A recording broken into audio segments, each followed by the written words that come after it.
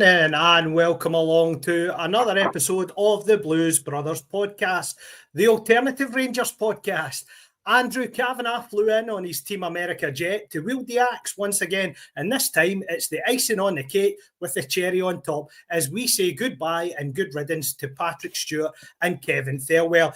As Katie Price got a breast reduction earlier this year, Rangers sought to remove the big diddies that have been hindering our progress as a club. And whilst they paid the penalty for matters off the pitch, did we get away with a VAR howler on it as Livy appeared denied a stonewaller on Saturday? But it's 4 out of 4 for the manager in the league. But how long can he continue to get blood out of a stone? He's been left to cook dinner in a Michelin star kitchen with a microwave as its single appliance. Where do we go from here? Joining me to discuss all that and more, my very good friend, Mr. Ross Clark. Ross, how are we, mate? Excellent, mate. Excellent. Bonza, banners, CGI, some confetti in. Party time, mate, innit? Party time. Things are looking up. The Americans, the takeover seems to be happening now. We're celebrating our Tuesday, toasting it, mate. It's a good feeling. It's long overdue, funnily enough, even though Kevin Thelwell was only in situ between the end of last season and the start of this, and Patrick Stewart had been in the job less than a year, mate.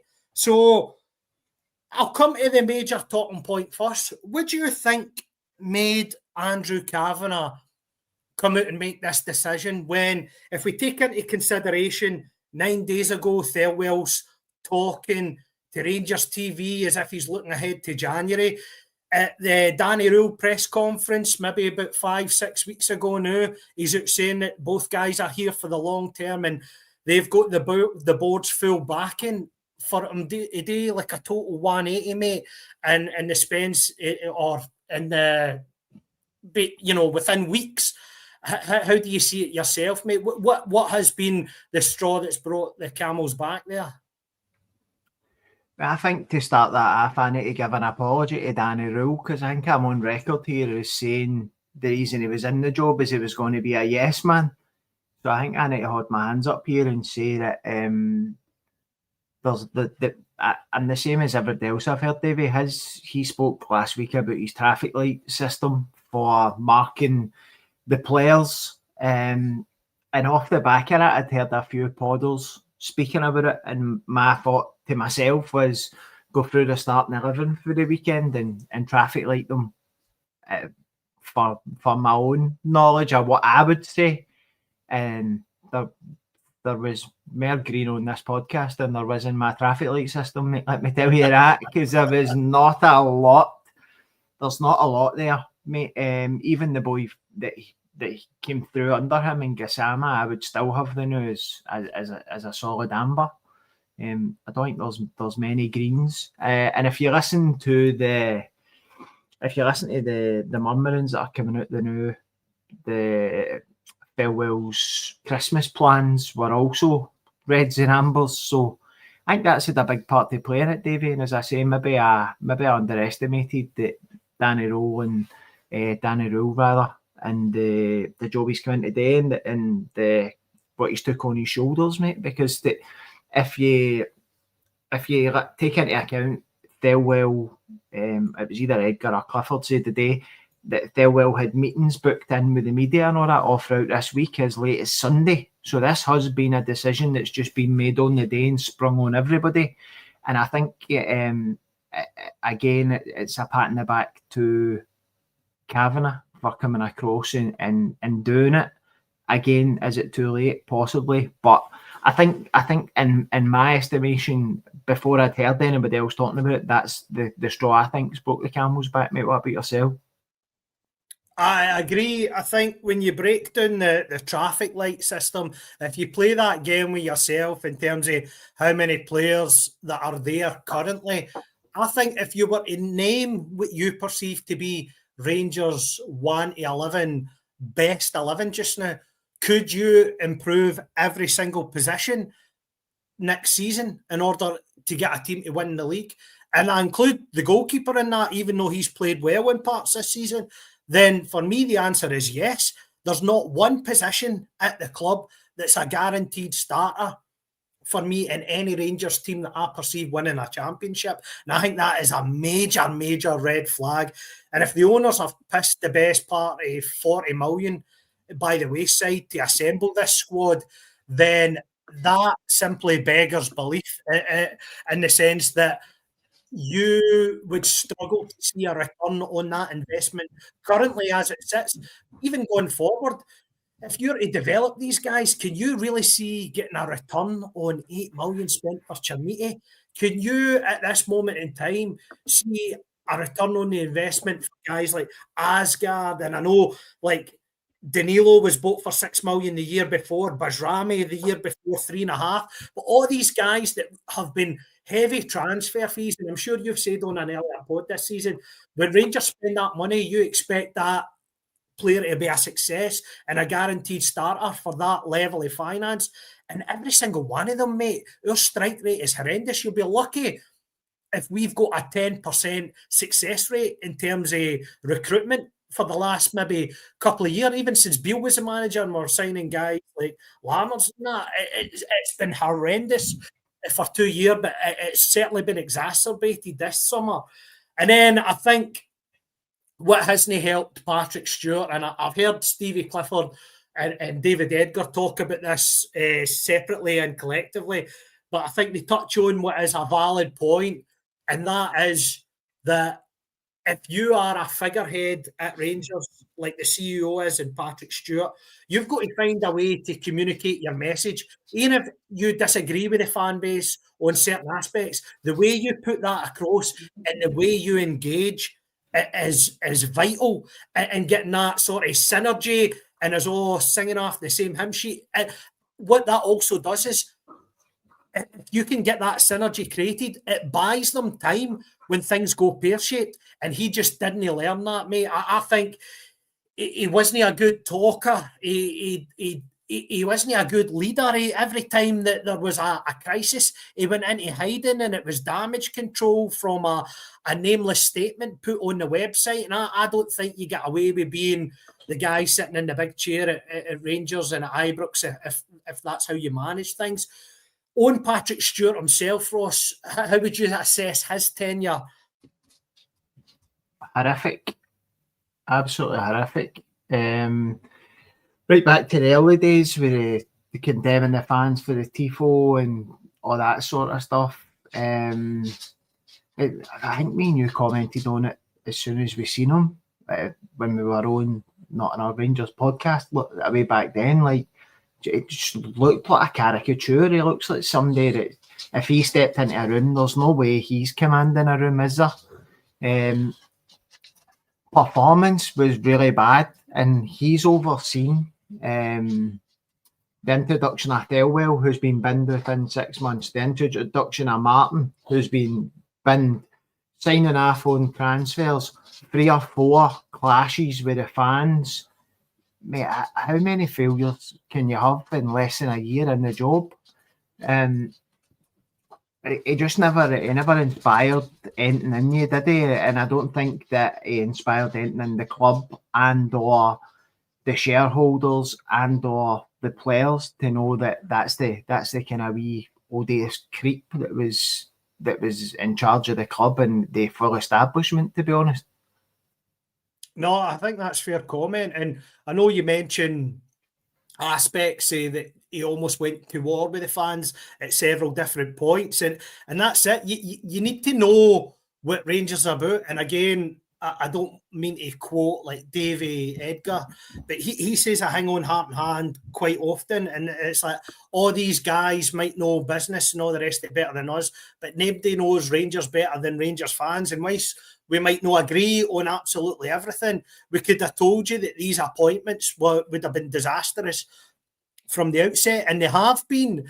And I think sort of that lack of familiarity about what they were going into, they failed in every metric. It seems that every key position has a link back to, well, Patrick Stewart had a sort of friendly relationship with Kevin Thelwell, and you've seen the two of them sitting at Old Trafford together when we played Man United in the Europa League last season. And from that, every key appointment has come in, whether that be Dan Purdy or a recruitment or our academy appointment, even the guys that do the video analytics and the medical science, they have all get traced links back to Kevin Thelwell. They worked with him or under him at some point in his career. And that to me, that's that sort of hiring folk, mate, only gets you so far. And I think in terms of recruitment, if we shift it to Thelwell, I don't think you can say right now, and I include Gassama in this, that there's been a success signing in the summer. Do you go along with that? 100%. I don't think there's been one standout that you can say, build a team around him, and or he'll be here for the next 3 years performing in a Rangers 11. I don't think there's anybody. As you say, Gassama's been good. Weirdly, been a bit better in Europe than he has been in the league. But that to me is Diamandi syndrome. Diamandi's good in European games, shows up in the Old Firm games, but doesn't really show up against the rest of the league. So I think you're bob on, mate, and I think it does come back to that. It comes back to people who think because they've worked in the Premier League that they're going to come up to Scotland and it's going to be a piss take and they're going to be able to just half-arse it and, as you say, connect with their pals. You mentioned everybody in there. I don't think you mentioned the very one that shot at him into some poor, horrible-looking woman who's still here, mate. How he was allowed to employ his son and then 4 weeks later get sacked and his boy is now going to be heading up our winter recruitment because Fraser Thornton's not going to be heading that up, standing in, is he? So it's an interesting point that you make on that. I don't know, did you see Kavanagh's Sky interview with Luke Shanley yesterday? Luke Shanley put the question to him about Thelwell's son, and the look, to me, if you analyse the way he answered that, I almost wasn't convinced that he's going to be here this long. I almost had the feeling that, he might be in situ, but he might not play as big a part of the recruitment pie we think going forward. Did you get the similar read on that? Mate, I think if he's your head of recruitment, then he's got to have the biggest slice of that recruitment pie, hasn't he? Yeah, I don't think there's any way around about that. I think Kavanagh, he more or less said, didn't he? They two have proved that they don't deserve to be here, but if he can prove he does, then he'll be here. But it's just a worry to me, mate, that he's went and brought his son in. You've now sacked his dad. If your dad took you into a company and you were only there for 2 weeks and then the company bagged your dad, would you give your all for the company? You probably wouldn't, eh? You'd have a wee chip on your shoulder, or you wouldn't. The whole reason you've came is to work with your old boy, innit? So I don't think it's a good situation for anyone, Davie. I don't think it's a good situation for the boy, who might be good at what he does. We don't know because we've not seen it yet. But I think you could be looking at the end of the season and another 2 handshakes for Purdy and the other Thelwell and them leaving as well. And that's catastrophic, because what kind of contracts are they on? What kind of money are you having to pay to get rid of them? I mean, we've seen in the annual finances that came out that Patrick Stewart, for the little tiny significant bit of goodness he's done compared to the shite, and he's walked away with nearly £250,000 in a year. That's wild to me. No, again, mate, I can't argue against that. And just to sort of round it off, mate, on Andrew Kavanagh and the sort of 49ers consortium in terms of where they've took us so far. Obviously, I don't know what the relationships were like, because I always found it strange for the start that they continued with Patrick Stewart and they didn't bring in their own man for day one. I thought them being the enterprise they are, they would have had their own guy. Obviously, Greta Steinson was in the director's box at the weekend, and then we've got 2 sackings 2 days later. Their approach to life at Ibrox. You can't question them putting their money in, but you can certainly question the ridiculous nature in which they've entrusted the budget to be spent by the people that were there. They've quickly found out that they got things wrong, and fair play to them, they have looked to rectify it. But is it worrying that of all the major decisions that have took place since they came to the helm, at the moment, we can't say with any degree of certainty, although Danny Rowell's certainly doing the best that he's got, but we know he's working with 2 arms tied behind his back now. Have the 49ers and Andrew Kavanagh got anything right, mate? It's not been a good start, has it? Let's be honest. It's not been a good start for them. The whole optics of it haven't been good. They brought in Thelwell. They signed off on Martin. Your man, Greta Steenson, was if you listen to reports, was a big player in the interviews with Russell Martin and that as well. So is there a lot of confidence in him if he's going to be involved in looking for your next CEO and your next sporting director? I think expectations were up there, and usually reality would fall in here. But I think reality's fell down there. I think the gap when you're getting brought over by an American consortium and we're going to make Rangers great again, and we all jumped on that bandwagon and thought that we were just going to piss the league. And by the way, see, with the money they've put in and the money we spent, we should be pissing the league this year, because Hearts are not a great side and Celtic are the worst they've been in more than a decade, and we're still trailing behind them. So I think that the Americans have put their money in, but I think what they have done is been too hands off, as you would be if you lived at the other side of the world and you're paying a guy £250,000 a year to look after your business. And I think it's took for them to get to this stage to realise that Rangers fans, as I've said on here before, are too scarred up by past performances of boards and managers and teams that you can't pull the wool over our eyes. And I think that they've now seen through the supporters' eyes, through chats they'll be having, fan advisory boards, the stadium being a quarter empty at a weekend, no making their money on strips, no making hospitality, no selling European tickets. I think cumulatively over the 6 months I've been in situ, that they've found it the hard way that Rangers fans have got that scar tissue, and that Rangers fans won't just accept mediocrity, especially when you've put that much money in and the guys that you've trusted it with haven't done the deal for you. I think then that they'll have to go into this now with a bit better understanding, because they cannot afford to make the same mistake twice, Davie. No, again, mate, you're spot on in that regard. Now, if we look at it, mate, they said, Andrew Kavanagh said to Sky when he was talking to Luke Shanley that he felt that the recruitment process for the replacements is already underway, and perhaps alluded to the fact that they're maybe in dialogue with people that have got notices to work. Obviously, a big WhatsApp rumour broke this story, and it leaked on follow to start with. There's rumours on social media today about potential sporting directors. I'm not going to name any names personally, mate, in regards to this, but some of the rumours have been a wee bit wild in terms of my take, because I think you need somebody experienced in this role, but you need somebody that's worked at clubs that operate in the same manner as we do, that recruit players to win championships and win titles and have a success rate in doing so. You can't just pluck somebody, I think, that's done the role at a club for so many years.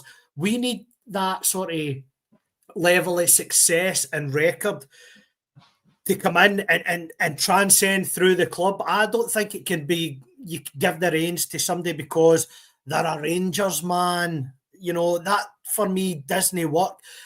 There's a room for it, as you said, and that is in a kit man or something like that. They're the type of people running about the club, the folk in the kitchen, the janitors, the caretakers, whatever.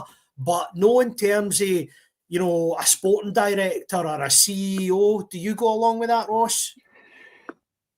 Well, I've not seen any of the rumours you're talking about, Davie. So was Davie Weir one of them, perchance? No, mate. The rumour I saw the day on social media had Barry Ferguson with and Craig Moore commented on it, saying that he thinks it would be a great appointment, and you're just like, it wasn't seen to be good enough for the manager's job. How can you give somebody that's never worked in that role before that as his first job? Just a nonsense, mate.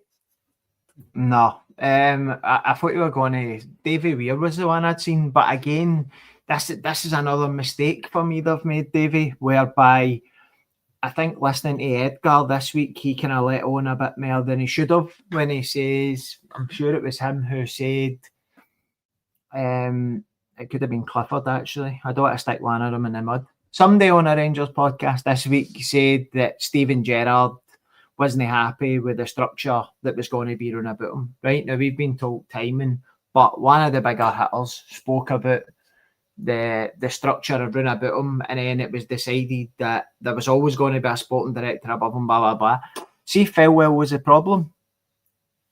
And he's cost you your first and second choice manager in Gerrard and Muscat. Why have we waited to know to get rid of him? Davie Weir was the standout free agent. He's done what we are looking for at Rangers, is to become a player trading club who can be successful.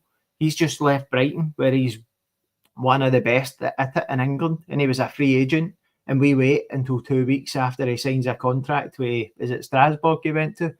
And then we sack Felwell and Stewart then. Like, it seems to me as if we're just missing the bus. We're not decisive enough when there's somebody there ready-made to go and get to come in and do the job. But see, on that, Ross, see when Davie Weir was a coach and assistant manager to Mark Warburton, he left the club under a dark cloud.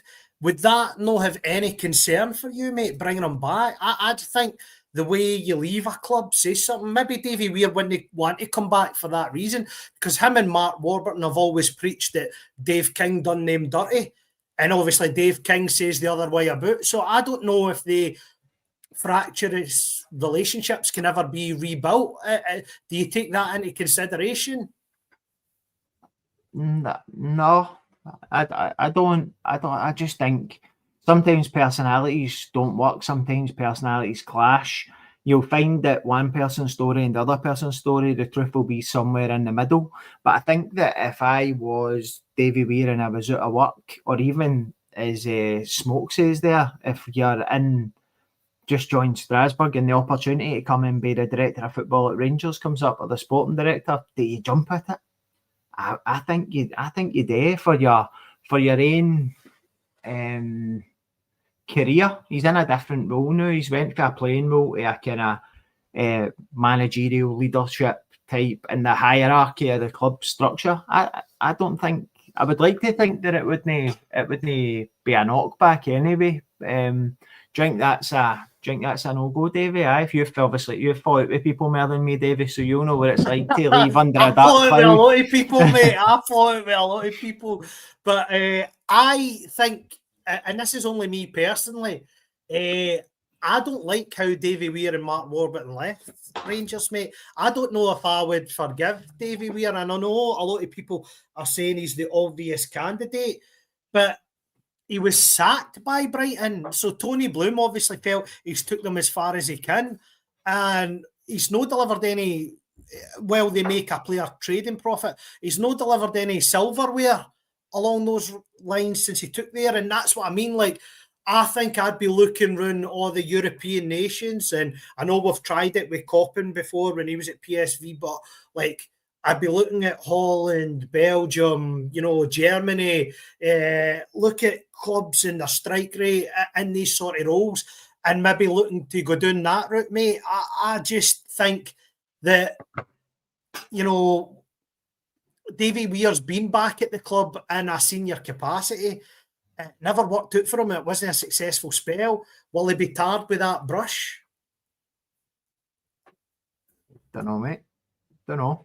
I think the Brighton one is another one of the ones, isn't it, where it's like, what are they expected to win? What are they gonna win? But he's obviously picked up players cheap and sold expensive. They've got a good model. as you say, when it comes to Rangers, I don't know if that's even a model where we seem to be putting that topy or list of plans before winning things. I would rather be winning things, and then that's how your players become more valuable, because they then become winners rather than serial losers and frauds, which we've had for the last X amount of years. So I don't know. See on somewhere in the middle. So see on that then, in terms of recruitment, Ross, what do you look for in January? Do you look for patchwork jobs to sort of get us solidified in the league to the end of the season and then just reassess the whole thing come the summer? Or do you think you go with what you've got and you add 2 or 3 bits that you think will definitely improve us? Because I think you look at the points gap, and Danny Rule's already took it to 9 points for 14 on Hearts, right? And then what are we 5 or 6 behind the other mob? So, you know, there is signs of progress working with what he's got the now. But if we want to try and make that climb or ascension towards the top of the league or challenging, can it still be done with the players that we have?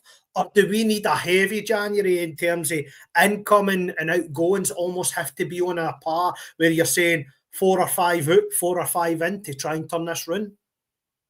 Oh, we need a heavy January.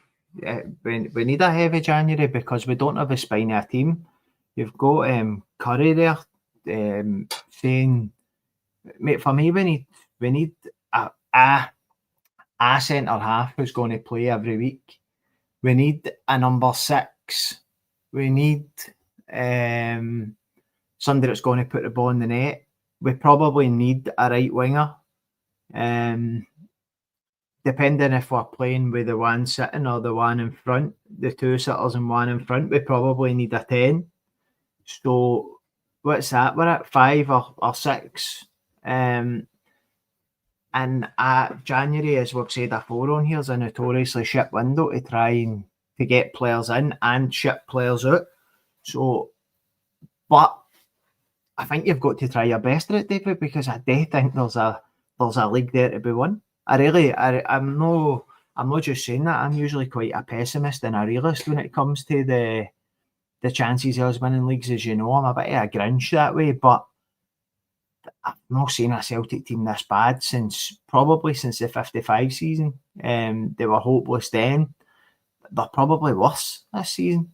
Hearts will fall away, as I've said. I don't expect Hearts to carry it on. Speaking to a boy in the work who's a Hearts fan the other day, who said the Portuguese boy and the Greek boy were horrendous last weekend. Just as the cold weather comes in, don't want to say we predicted it, but it'll be interesting to see how their acquisitions for more tropical climes got on. So I think if we can go a group of a winning run, 6-8 games, you're right back in it, Davey, right back in it. And I don't think we can pass up the chance of having a lazy January and just writing another season off when it's within touching distance.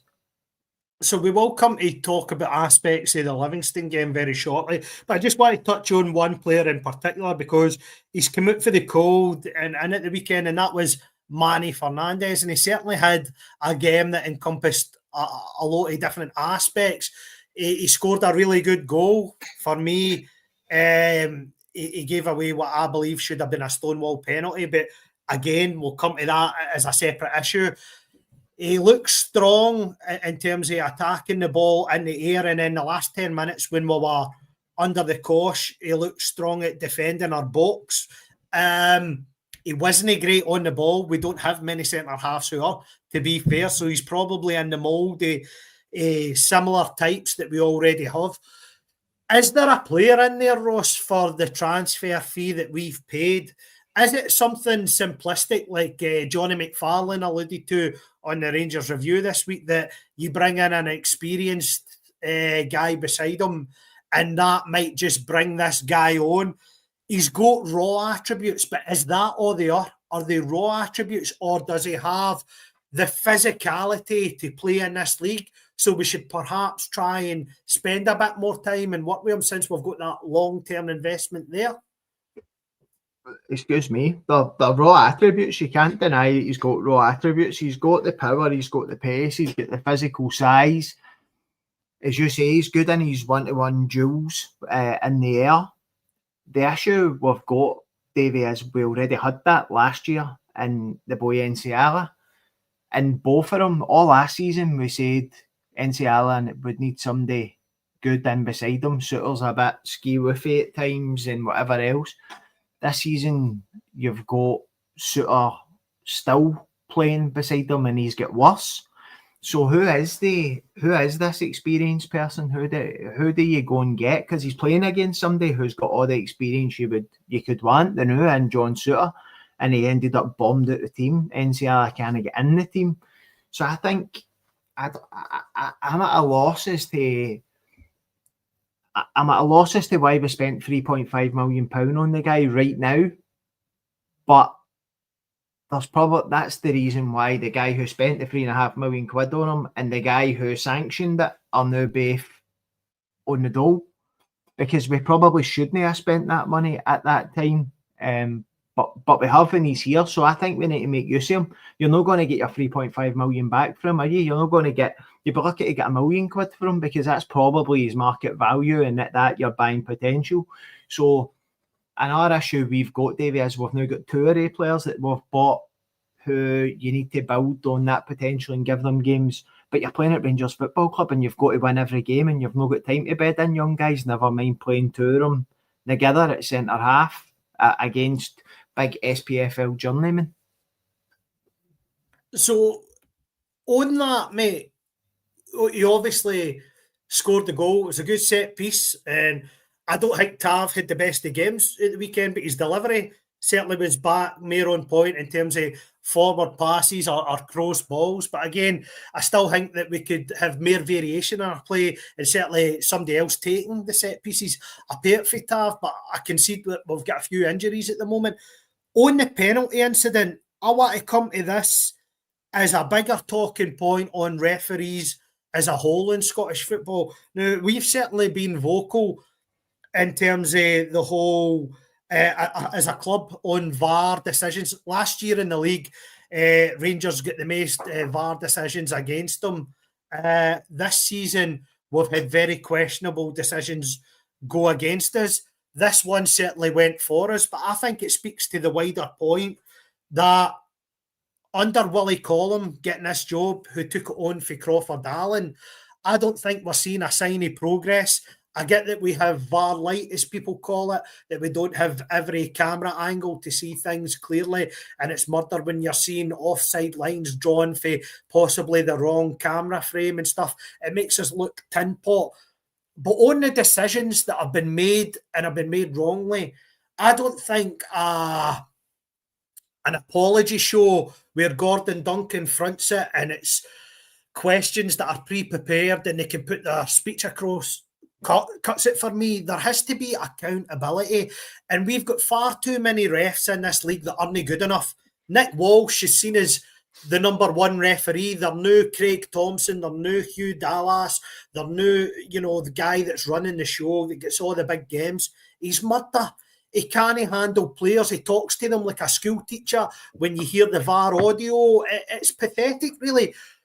John Beaton, again, makes horrendous decisions on a consistent basis. Andrew Dallas is constantly on VAR, gets the calls wrong. Matthew McDermott is possibly the worst referee I've ever seen in my life. How many VAR decisions is he getting pulled up for consistently on this monthly show? So the tenure of Willie Collum leading this project, I think it saw a bad project get considerably worse, mate. What's your thoughts on it as a whole, and obviously the individual penalty incident at the weekend? So to touch on the referees, David, the VAR review for me is taking a sinister turn, because it's went from being, as you say, the apology show to the fuck, we're making too many apologies and they're trying to justify things that are blatantly not right. Right? The Trusty incident last month is a red card. You can't bullshit anybody. It's a red card. And if Morelos had done it to their goalie, he would have get sent off. If Diamande had done it to a player line or going, did they get sent off? Right? So for me, it's not even an apology show anymore. It's now a cover-up show. At the weekend, we absolutely got away with one. right? And I put it on my Twitter because I think you've got to just say what your eyes see, and I was proved right because there was also another two stinkers on the same one on Saturday, one on Sunday, because there was an own goal which was given against St Mirren for offside when Scales scores an own goal, and Celtic have got away with one there because he's not interfering with the play. He's standing in an offside position, he's not interfering with the play. That's a goal. And there's an even worse one when the Aberdeen goalie GBH's the Hearts boy, and it's a penalty. If an outfield player does it, it's a scissor challenge. It's probably a red card, but the goalie gets away with it. 3 in the space of 24 hours that are scandalous decisions. And as Jim Goodwin says, see at the next VR review show, rather than Willie Collum going, we made 3 howlers in the one day, he'll try and justify them. They're saying, oh, the ball deflected up off Fernandez's thigh and hit him. For me, it doesn't matter if it's Gifty's shots, it's a penalty. If that's against Rangers, you're screaming for a penalty. So it's a penalty in my view. And to be fair, every Rangers podcast I've listened to has said it's a penalty. We got away with one there. So the standard of refereeing is crap. The standard of VAR we're using, the equipment is crap. The angles we're using are crap. The guy who's holding the referees accountable is crap. And then you look at the refereeing team for the Hibs Celtic game at the weekend, and it's your boy Dallas in the middle with That's Nick Walsh and Frank Connor, isn't it? Nick Walsh, sorry. Nick Walsh and Frank Connor. Again, how many calls has Frank Connor gave for Celtic from the VAR booth and from the side of the park? So, listen, I'm not saying, and I've went on record here for Davie saying I don't think any of them are cheats, but I think some of them are shitebags, and I also think that they're not very good at their job, even with the extra resource and the chance that VAR gives them. No, mate, can't argue with any of that. That's fair comment as far as I'm concerned. Now, if you look at the manager, mate, he has won 4 out of 4 in the league. So he can't do much more in terms of that 100% record. I think Joshua Barry's on record to say that our XG for all the XG lovers is considerably down since he's took the helm. And obviously, I would say Saturday's performance has probably been the worst since he took charge in terms of the league performances. I don't care much about performance as long as we keep winning. But will we come a cropper the new, especially with the injuries that we've got with the current squad? Can he get that squad through the full month of December with the players that we have currently missing, mate? Or does anybody deserve a chance for you, mate, that's on the periphery that he should be looking at to maybe get into this team the new going forward? Because I look at everybody seems to be back on the Bajrami bandwagon for his fleeting appearance at the weekend, mate. How many chances has he had up to date and has never really done it? Is he just beginning to look that good because everybody else is really that bad?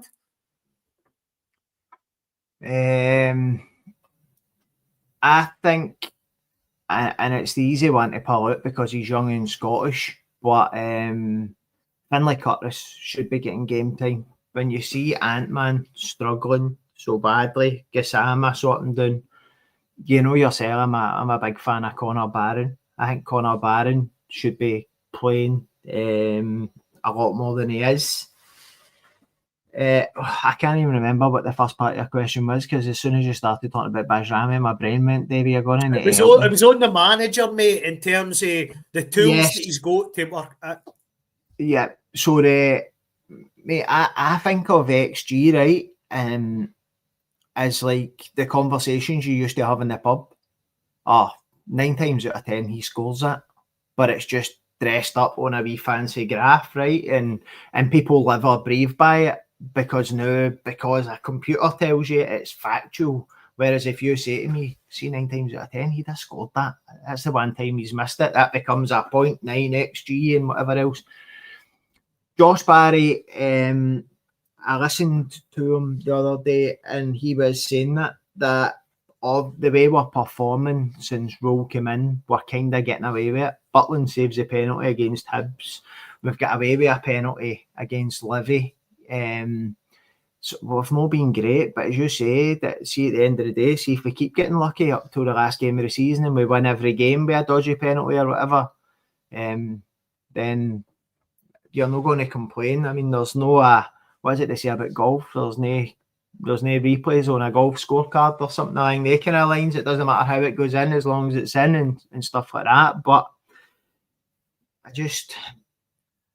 I don't think Danny Rowell's been as impressive as we are leading ourselves to believe. But I don't know if I've also just got the fear that you don't want to get too much on the bandwagon, because you know that once you start believing in somebody, the wheels tend to fall off. Going into December, mate, he's got such a tough job, because if you're looking at Mikey Moore was coming on to a game, Suter, Cornelius, your two experienced defenders that have blown hot and cold over the last 2 seasons. As you say, it was all right at the weekend, but the boy Magoma at 19, how's he going to cope with a long winter of having to play week after week after week after week because he's your only left back? Then, mate, I'm not having. Scott Nisbet must have been drinking tonic at half time, because he gave Raskin the man of the match at the weekend. He's another wee guy. He's another guy that needs took out the team for his own good. Nico Raskin and ours, until a decision's made over his future. The amount of times at the weekend he went to pass the ball straight across and passed it 5 yards behind people and just gave up so much momentum, gave up so much possession of the ball, putting people under pressure. Just don't get it. Asgard, you know yourself, mate. I've tried my best, because I just think I was excited when we signed him, and I'm like, how can you play for Norway but be so bad? And I've tried to make excuses. I think the last time we were on here, I was like, I think he's a bit gangly and he maybe looks as if he's a bit more awkward than he is, but we're not getting numbers at them. And at the end of the day, that's what I can you get an XG for? You must get an XG. How many goals is Asgard expected to have scored since he's been here? It's probably none, and he scored 1. So, see, on Asgard in particular, mate, subbed at half time. What is the problem with him? Is it a desire thing in terms of mentality? Because again, I don't think his approach was any different for any game that he's ever played in. It's just that casual, lethargic approach, and the hope that something comes off for him rather than making something happen for him. He doesn't look to get involved in the sort of nitty gritty of the game. But for me, right now, he's making Glenn Kamara look like Zinedine Zidane in terms of pining for a player like that back in the team. I just do not see, in terms of positivity going forward, what he can actually offer us that we're missing. Because for me, if he never played for us again, I really wouldn't be that bothered about him. And we've spent $3.5 million on this guy. Well, that's the issue, innit? You've got players who can get away with that, like top level Dimitar Berbatov and players like that can look as if they're just kind of not that fussed on what's going on. But when the ball comes to them, it sticks and they'll give you a bit of magic. And that's some players have made a full career on and stuff like that, Davey. Asgard, the goal he scored a few weeks ago was outrageous. And you're like, right, go and kick on now, son. Go and do it for us. Go and give us that again. But it's just not happened. Is it another one who's had a bad start and who's maybe lacking confidence? I still think that's your problem with Aarons as well. Somebody who was shunted out to the left, the fans were on his back after 2 or 3 games and he's never quite recovered for it.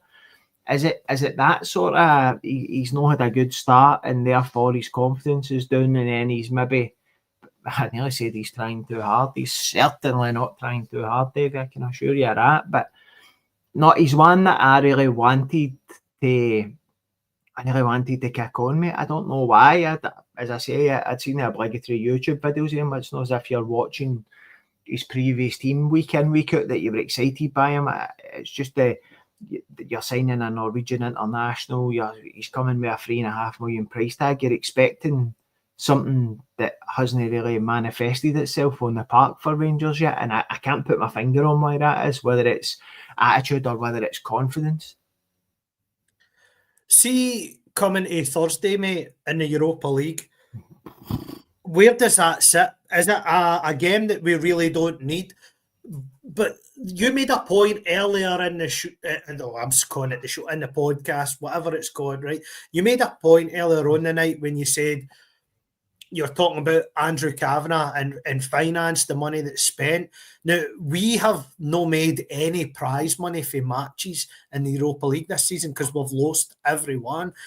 So the money that we're used to making for the Europa League, we're considerably down. We must be doing at least £45 million on our prize money than we were for the previous year. So in that aspect, do we have to look to try and win this match? Is it important for confidence, or does it affect Falkirk on the Sunday? How do you line up? What happens if you start with two centre halves on Thursday and they get injured? Where do you go with on Sunday? Because we've got such a shortage of players now. Is the more important game Sunday, and do we just have to manage Thursday as almost damage limitation, make sure we don't get beat and hope for the best? Or do we have to come out all guns blazing? We've got a traditional good record against Braga. It's been a kind fixture to us in this competition over the years. So what really is important, and again, Andrew makes a great point in the comments that it's not just the prize money that's done, it's the gate money that's done, because the fans can't be arsed with it either. It's a lot of money doing in it. But am I right in saying if we win the league this year, we go straight into the Champions League because of our coefficient up to the start of this year? No, I think it's qualifiers next year, mate. Coefficient took a pounding last year, so I'm sure it's qualifiers for next year. I thought I'd read on Scotland's coefficient. If we win the league this year, we were straight in. Well, that changes my point slightly then, because I was going to say what you're losing this year. I think football in Europe after Christmas, a year without that for us might be the difference between actually being able to hold it together at the back end of the season rather than burning out the players when it comes towards winning the league. On tomorrow, mate, I'm the same as everybody else, man. I would rather not have it, to be honest. I would rather we were just concentrating on the league, because, as I say, all it is an opportunity to get scudded like we have been in Europe this season, which affects the morale of the team. You're looking at playing 2 games a week, which some of our players historically, Danilo, Sterling coming back, players like that, can't really do the 2 games in a week thing. The chances of picking up fresh injuries, the travel. I would just like to say, I would just like to kind of let Homer Simpson disappearing into the hedge. Do you know what I'm talking about? Out of Europe this year, mate, and just concentrate on the league. I don't think you can go there and go, I'll be quite happy to get beat. Do you know what I'm saying? But I also, if you gave me the option now, I would just take a 1 each draw and no play the game and save ourselves for the weekend. So, see, on that, mate, you mentioned Dujon Sterling there. It's kind of something that I want to talk about. We'll obviously need to get them or get him back to some sort of level of fitness. He does have physical attributes, and when he has been in the team, but I mean, his track record hasn't been kind to him since he moved to the club. But with the under-19 game last night, and the fact that him, Insiala and Kieran Dowell were included, obviously with a view to get minutes in their body, is it a major concern to you that team was 3-0 down at half-time with the 3 members in that squad? Mate, to offset it, I think there was like 4 or 5 15-year-olds in the team as well. I'm sure Willie Irwin had commented. Sterling's first kick of the ball in 8 months or something like that, 6-9 months. That must be an Achilles, separation of the Achilles. minutes in the legs, innit? Kieran Dowell's not kicked it for 8 weeks or whatever as well through injury. So, mate, I think you can forgive it, to be honest. But coming into this time of the season, what would you give for a fit and firing Dujon Sterling? But the worry again, Davie, is the guy can't stay fit. You would have to hope that this elongated injury is one where the rest of his body's healed and you're only dealing with an Achilles injury, because you're looking at his usual is play for 2, out for 6, play 1, out for 8, play 2, out for 3. So maybe the longer layoff will allow the rest of his body to heal, and you might only be dealing with the Achilles. See him as a player, mate. You said obviously he's got attributes there that, you know, you think if you could keep him fit, it would be a benefit to the team. Where would you play him, Ross? Like, what is his best position? He is one of the hybrid players there that he can get away with playing right back, right wing back, right centre half of a 3 probably, or as a defensive midfielder, probably when you're playing 2 6s against a team that dominates the ball against you. But with a team with us 9 times out of 10 where we're going to be dominating the ball against teams, where does Dujon Sterling or a fit Dujon Sterling fit into, you know, Rangers' plans going forward? I think that's the issue, innit? For me, he's shown up well in Old Firm games at left back, and I think to myself, well, if you can play on your bad side and play well one-to-one defending and stuff, the natural place to play him is right back, innit? And up until now, I think if he could get a run of games, he could make that position his own, mate. 'Cause I just don't think Tav's been as good in recent years, as I alluded to before. He's some boy, man. So, mate, I think right back is where we bought him to play. I think right back, he's powerful. He can get up and down the line. He could grow into that position. As you say, if you're going to that back 3, he can play right centre half. He could probably play centre half. He can play as that kind of battler in the middle of the park in the 6. I don't really think he's good enough on the ball going forward to play any further forward than that. But essentially anywhere across the back line or in that kind of really defensive midfield 6 where he's expected to drop back and make it a 4 or a 5 if one of the wing backs is further up the park. Now, it's a nice segue, and I appreciate Smoke's comment here because it's something I want to talk about. It's gathered pace. You hear all the guys that slaver on social media like that, Scott Bradley, that I can't be bothered with, that talk up James Tavernier all the time, and you know, I just can't go at me because Tav is a fullback and is a servant to the club and is captain of the club, has had his tenure. We were all saying last season that he's went a season too long. So it doesn't just, you know, become the cause simply due to the fact that the rest of the team round about him's got worse, has made folk pining for him again, and he deserves a new year. On the money he's on, his tenure as captain, the lack of trophies, surely there has to be culpability for saying, thanks very much and thanks for your service, but you've served us well. Now is the time to walk away from it. Or does James Tavernier get a new deal for you, mate? Currently, as things stand, where do you stand on that, Ross? If you were giving out contracts today, he gets one. If you're giving them out right now, he gets one. But it's not because he's good. It's because everybody that we've brought in to replace him has been worse. Brought in Sterling to replace him. He get phased in and out, injured, can't keep fit. Tav's got to play. Brought in Aarons. Nightmare. Tav's got to play. So if he's the one player in this team apart from Jack Butland, who is undroppable because there's nobody else that can do the job he does. Does that mean I think he's great and I think he's what we would term as Rangers class? No. But until they bring in somebody that can keep him on the bench, through performances and through looking after themselves enough to be at the physicality to demand this playing 60 games a season, then you've got to keep them about. What Andrew's talking about there for me is the sticking point we have for me. I think Rangers could be doing with a fresh set of eyes as a captain, and I've said that for the last couple of seasons. I wouldn't be averse to him, as I say. If you're saying to me right now, red light, green light, he's it, then I would say to you can't get rid of Tav now because there's nobody else that plays his position.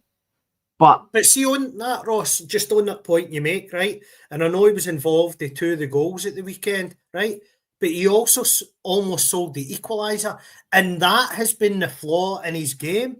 If you analyse it over the last 2 years, it's no his lack of goal contributions that folk are criticising. It's the amount of goals that he's helping towards contributing, conceding, that is the major flaw in our game and the position he plays. Because you should never be relying on your right back to be your creative force. By default, he's became that. But he's a right back first and foremost. And the amount of goals that we've shipped in the last 2 years has been horrendous. And he's the leader at the back. And between him and Butland, the 2 members of the leadership group, 3 if you include Suter, the 3 of them can't sort it. And I would question whether all 3 long-term are good enough going forward. As I say, mate, if you can go and get, say if you'd have brought in the boy Mulligan as we were going, that's playing centre mid for Hibs now, I think he could have gave you a better defensive right back. But until you tell me who is going to play right back, who we can go and get, who's going to be available for 60 games a season and who's going to be better, then I can't tell you whether he's due a new contract or not, mate, because for now he plays every week. If you're picking your team, if we're playing Celtic tomorrow and Tav is a nightmare against Celtic, but he's in your starting 11, isn't he? The new, he's got to be.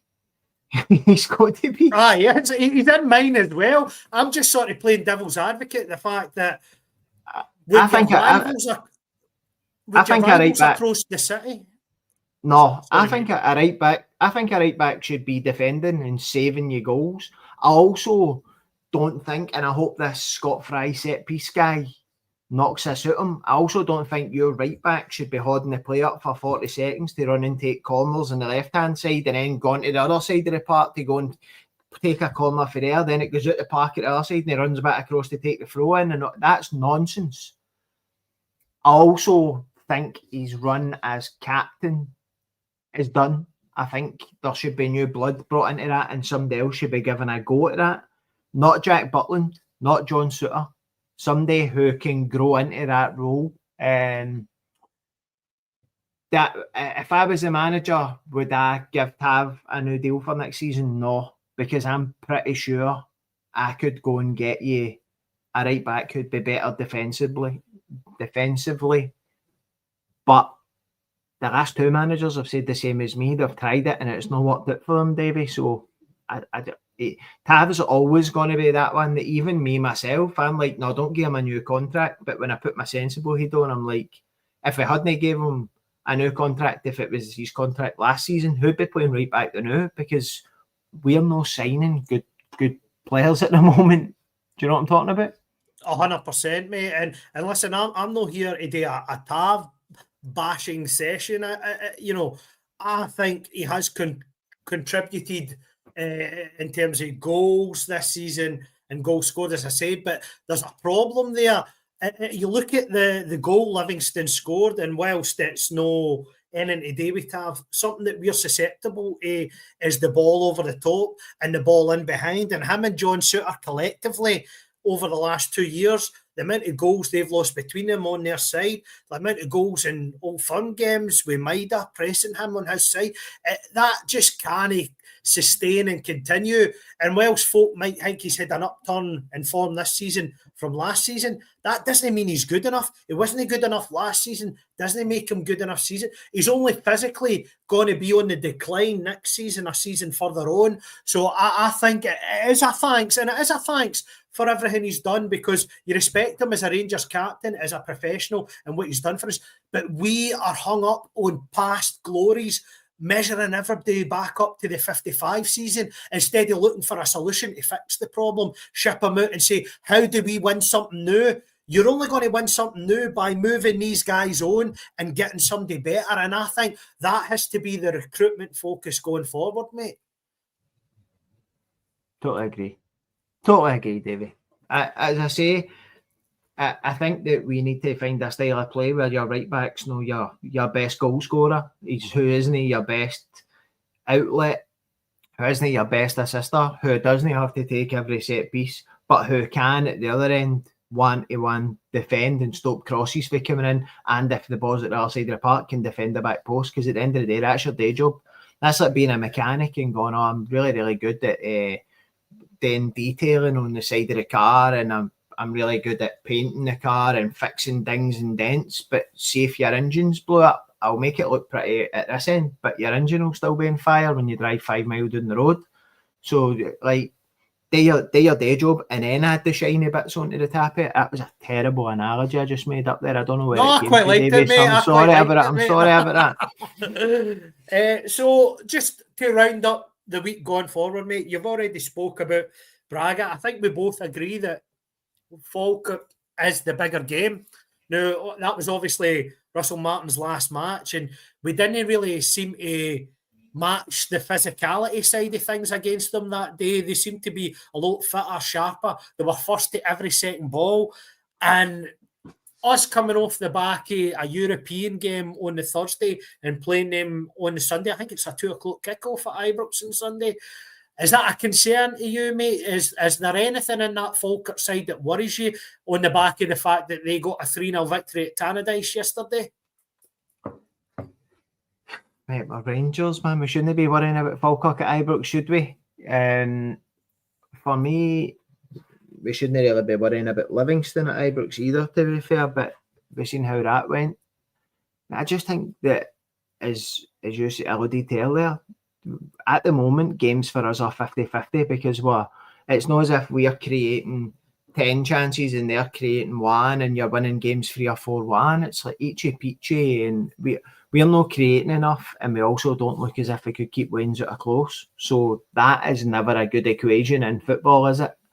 No. I expect us to beat Falkirk because we're going to have better players than them on the day. But would you be surprised if this team bottle it again? It wouldn't surprise you, would it? And as I say, Danny Rule has got lucky, in my view. In these 4 league games, we've had a good slice of luck, and you just wonder how long that can go on for before your luck's out. Well, hopefully it's not this Sunday or this week for that matter. Ross, it's been a pleasure, but just before we go, I want to thank everybody for watching and in the comments. Please remember to like and subscribe, share the podcast, follow us on Twitter, X, whatever you call it. We do have 2 tickets to give away to the podcast that is live between CJ Novo, Heart and Hand, and 4 Lads at New Edmonton House on the 9th of January. So we'll donate 2 free tickets because you've enjoyed our podcast to go and watch the best of the best live. So please like, share, subscribe, get involved in it. We'll do the draw 2 weeks from today live on the podcast. So Tuesday the 9th of December, we'll do the live pod and we'll draw the winner live on the show for all the successful entrants, everybody who's subscribing to us on both platforms or comments on our podcast. Like, share, subscribe. All your names will be included in the hat and we'll draw it out live on the pod. So it's good night from him and it's good night from me. Good night.